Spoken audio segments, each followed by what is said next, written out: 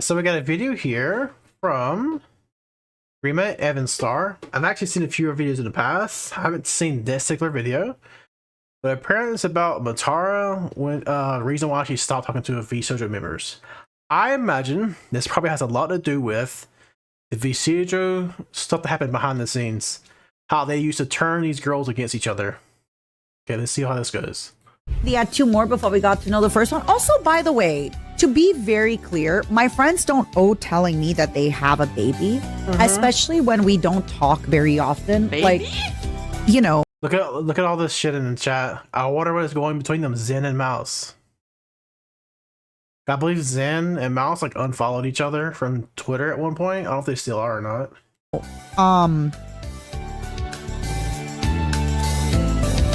Last year, I've lost a lot of friends. That was probably when Vshojo shit happened, I imagine, right? Because it was a really bad year. It was a Dude, how does Matara I remember Matara joined Vshojo, right? And when it felt like only a few months later, maybe it was even only a year later, and they let Matara go already. It was kind of crazy because I don't know who Matara was before this. Well, it kind of made is a big deal when they joined Vshojo. always get into, like, I feel bad for her, man. Every company she's been at has screwed her over, and her friends, there's always tension between them. She gets fucked over a lot. really bad year. I was really paranoid about getting sued, and it was just a bad year. I was also really paranoid because I was like, these things don't make sense. This is crazy. None of this makes sense. And people are like, okay, crazy, like hack it up. And I'm like, but I'm not crazy. Like, yes, I know I sound crazy, and I know that the things I'm saying are crazy, but I promise you, I'm not crazy. And I definitely lost. Rima's model is so fucking good, dude. Like, I think a few close friendships that way. Like, even if one day we'll be back to being friends, to be very honest, I don't blame my friends for not wanting to be my friend when I'm, you know, psychotic. But in my case also, like, I hope you guys understand. It's like, it goes back and forth, right? I don't blame the people in my life who didn't believe me and took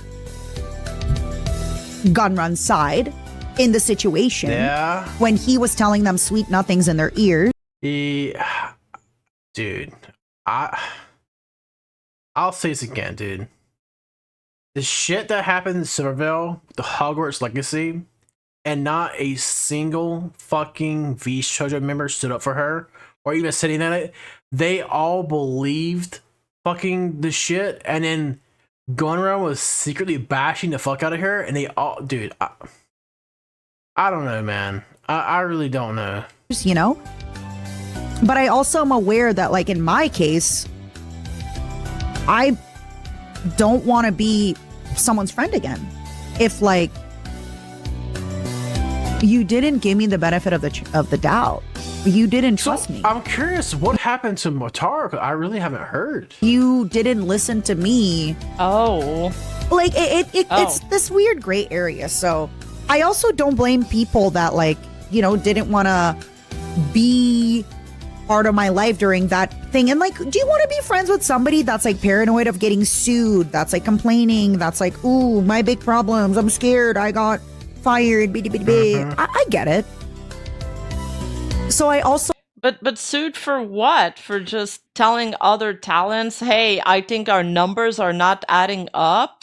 No, I get it. Like, when you're depressed all the time, I feel like people get They were borderline brainwashed. Just Iron Mouse Silver left. Everything was fine.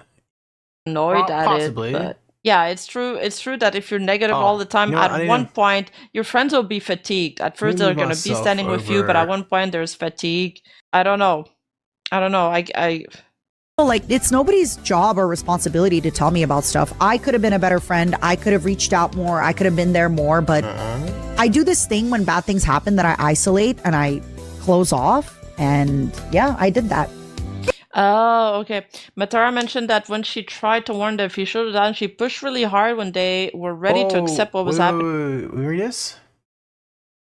But Tara mentioned that when she tried to warn the Vshojo Senate, she pushed really hard before they were ready to accept what was happening. Before they were ready to accept what was happening. Yeah.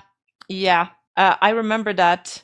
Sometimes the thing is, sometimes pushing somebody to realize something kind of backfires a lot of the time. Sometimes you just gotta let people hit their own walls. You can't push them into a direction they're not ready to. Yeah, it's not their fault and it's not my fault. That's kind of how I feel, Sabers, where I know that it's not my friend's responsibility to be there for me at my lowest. There's therapy and there's taking care of myself. I also wasn't amazing. I was drinking a lot, you guys. I was crying. Like, even, and like, I love Junie to death, but even at one point, I was drinking a lot and I was talking to Junie, and the next day Junie was like, hey, Matara, I love you so much. And like, I'm here for you if you want to talk about it. But just so you know, yesterday, like, it was a little overwhelming. Like, I think next time, you know, you should think about talking to other people about this.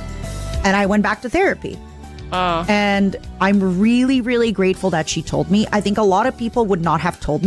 Yeah, nobody believed anything was wrong with Vshojo until Iron Mouse actually came out. Like, all this shit was just hidden so well behind the scenes, and it makes no fucking sense. Like, people saw the writing on the walls, but they just refused to believe it. I think a lot of people would have just kind of like. I remember when Sea-Dog VA made comments about, dude, like, how much money is Vshojo wasting doing all these posters and billboards in Japan? And they only, at the time, I believe, had 2 Japanese talents. It was Keisan and the one that used to be known as Rushia from Hololive. Like, that was it. They didn't get any other Japanese talents that I'm aware of. Kept that in and not, but Junie was like, I love you and I'm there for you. But like at a certain point, like it got really overwhelming and it got. Wow. Oh my God. I don't know how I would feel about having a friend say that. I get it though. They're valid, but man, you have to word this very diplomatically for it to fly, or it's kind of sad. If Mata overdrinks, that's a bad sign, plus expensive. Why? Is she a big drinker already? She's got a high tolerance? That is a real friend though? No, absolutely. Yeah, at a certain point you vent things doing damage to other people. Yeah.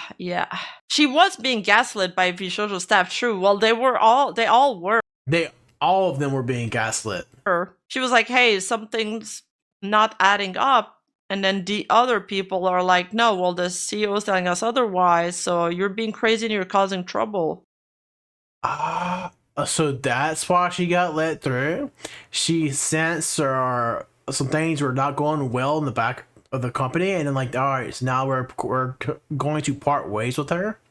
Shut up. You're not equipped to help. Okay. This is what I'm saying. You gotta be careful who you fucking talk to, because clearly the people she was talking to went and ran their fucking mouths to management behind the scenes. Anymore? Who knows? She can kill a bottle of wine with ease, Rima. With ease? Like in how long? Like, the bottle of wine's not that bad, but it would take me several hours to get through. But if I drink in less than 1 hour, then I would definitely get drunk. Matara's talk with Pia Piufo that you covered also touches on what she's saying here. Oh, that's interesting. Okay. Just too much for me to bear. I'm not a psychologist. I'm not a psychiatrist. Like, I can't. I'm your friend and I want to drink with you and I want to hang out with you and you're awesome. But like, this is getting to that point where I don't have the tools to deal with that. Dude, I wish I followed this more when it happened at the time, because like, everybody always thought it was really weird. Like the cockroach, like they added her in the Vshojo, and then she was just like, just like that, she was gone. But yeah, that happened to me a lot. Where now I'm in a point where I'm like, there's a lot of stuff that I'm like, she's really good for that. And I always bring it back up to her, where I'm so happy that she brought that up to me. Because the next day I was like, oh my God, I'm so sorry. I got a little too drunk and I like talked about this. No. She was like, it's fine. I'm not upset with you, but I don't want this to become a habit. Like, I think there's a problem here. I can't help you and I care for you. And like, this is not something that should keep happening. And she was right. And I went back to therapy. If she was drunk while talking with other talents for me, that is why no one's taking her seriously, and that's why Vshojo said, wait a minute.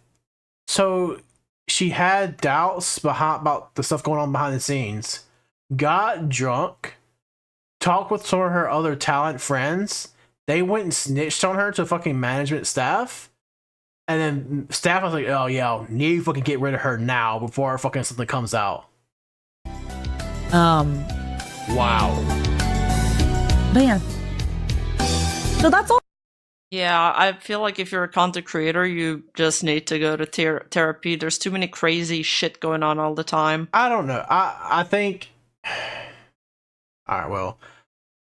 I'm not big at all. But I think. So maybe I'm wrong here. I don't think you have to be going to content therapy if you're a content creator. Look, there are sure, there's some stressful things. There are far worse things you'd be doing in life. You'd be fucking working at a factory job for 10 or 15 fucking plus years of your life. Wearing steel toe safety glasses, having to deal with the heat or no air conditioning. You'd be working with fucking retail for 8-10 years as well. Dealing with fucking the dumbest ass fucking customers as imaginable as possible. Like I don't see me go to therapy for that. No, fuck that. That just comes with the job. Hard to find people willing to hear critiques. Yes, there are some people that are extremely sensitive and you always have to walk on eggshells around them. There's a lot of people that you have, when you're negotiating with somebody or you're trying to be diplomatic, you have to keep in mind their ego. And you have to, how can I put this? You have to put things in a way where they'll feel like it's not compromising to their self-image of themselves to accept whatever you're saying. But that often means that you also have to put your ego aside. Yeah, if you want to be persuasive. Being a public figure does take a toll. I've definitely felt the toll of that. Also why sometimes it's kind of odd, right? Where it is, but I have this weird thing inside me where people maybe didn't do anything quote unquote wrong, but I feel very wronged by a lot of stuff that happened last year. So I'm kind of in a place where I'm like, I closed off from a lot of people myself and I feel bad and I'm trying to open up again, but it's hard. It's really, really hard. And I don't know how I'll do that. Honestly, I just feel so,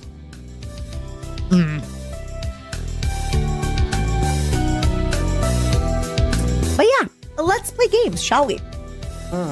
Sorry, we were gonna play games before, but then I remembered the story. Literally, my friends talked to me about having a baby. Oh my god. Okay, I think that's it. Okay. I could imagine it was so. She saw already that there was something in the bush that she had experienced with that crap, but the other Vshojo members believe more the staff because they work with them longer and trusted them more, which sucks. Yeah. You know what? Yeah, a lot of people need healing. I agree. I would not be surprised. Hey, you! Don't forget if she fucking talked to that fucking green-haired fucking bitch. Well, there's two of them, but only one of them's actually fucking. You probably know who I'm talking about. The one that fucking shitted on fucking Silverbell. I wouldn't be fucking surprised. Damn. Okay, that was an interesting video for sure.